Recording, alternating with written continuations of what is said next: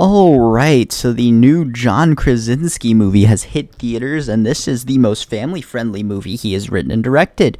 That movie, of course, being If, which is short for Imaginary Friends, and it's pretty heartwarming. It's pretty charming. I was so surprised by it because it just didn't look the best, but it had such a great cast and like an interesting enough premise because I grew up watching Foster's Home for Imaginary Kids, so I was like pretty interested because it seemed eerily similar.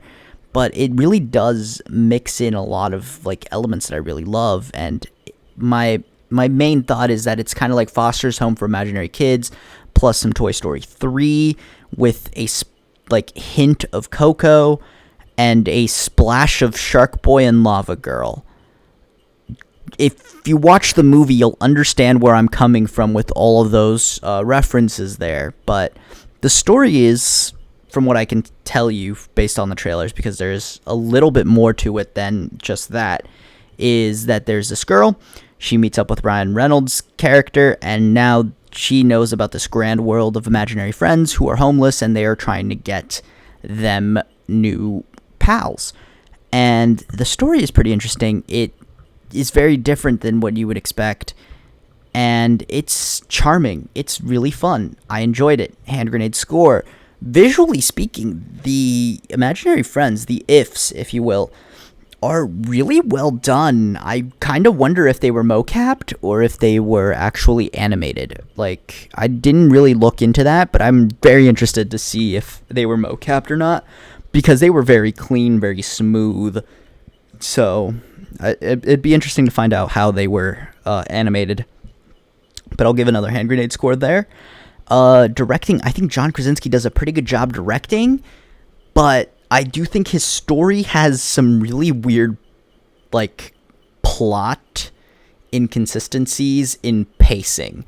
Because the moment I thought we were, like, just getting to the climax of the movie, it just sort of, like, we were having such a slow build-up, and then we dropped so fast that you didn't even really realize we dropped.